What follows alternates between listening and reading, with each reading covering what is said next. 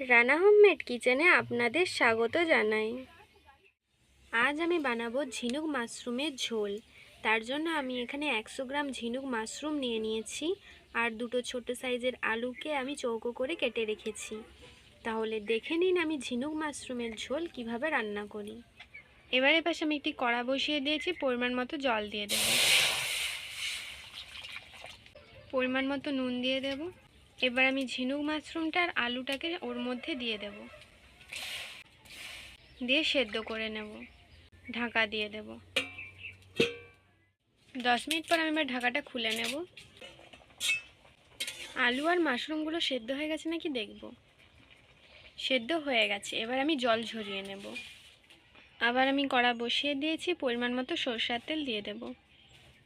এবার আমি যে জল ঝরিয়ে রেখেছিলাম মাশরুম, ছাতু আর আলুটা, ওটা ভেজে নেব।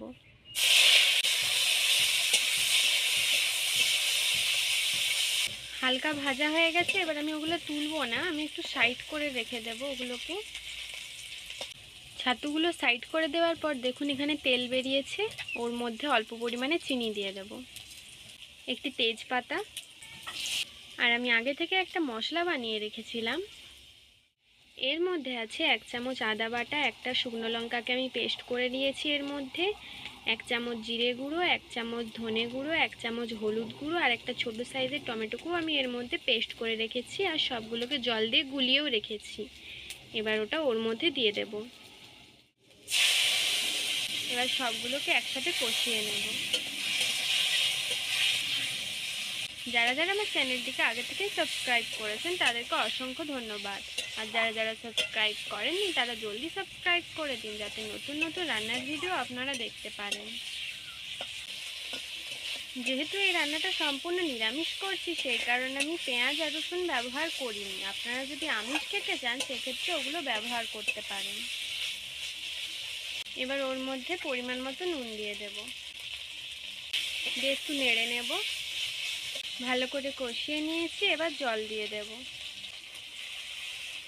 আমি এখানে 1 বাটি জল দিচ্ছি, আপনারা যে যেরকম ঝোল খাবেন তেমন ব্যবহার করবেন।